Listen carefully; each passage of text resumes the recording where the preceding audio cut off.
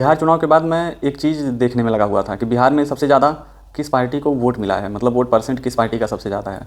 तो वहाँ मुझे मिला कि आरजेडी को सबसे ज़्यादा वोट परसेंट मिला है 23%, और बीजेपी को 20%। बाकी और पार्टियाँ हैं जो 17-18, और वो भी जेडीयू है, उसके बाद सब बहुत कम वोट परसेंट मिला है सबको, 3-4% वोट है जन स्वराज का। अब सोचने वाली बात यह है कि सबसे ज़्यादा वोट परसेंट मिला आरजेडी को, पर आरजेडी को तो सीटें मिली ही नहीं। ऐसा इसलिए हुआ क्योंकि बिहार में टोटल 243 सीटें विधानसभा की, जिसमें आरजेडी ने लगभग सभी सीटों पर अपने कैंडिडेट उतारे।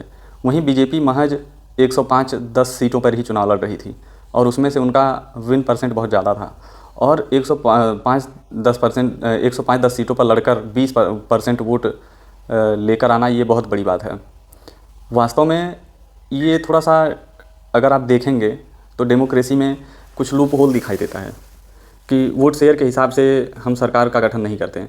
पर वहीं दूसरा ये भी तो है कि कभी कभी कोई पार्टी बहुत ज़्यादा सीट पर चुनाव नहीं लड़ रही होती है, तो इसलिए जाहिर सी बात है उसका वोट परसेंट कम ही होगा। लेकिन उसके जितने कैंडिडेट चुनाव में उतरे, उनमें से बहुमत मतलब ठीक ठाक संख्या में जीत गए, ये ज़्यादा महत्वपूर्ण होता है।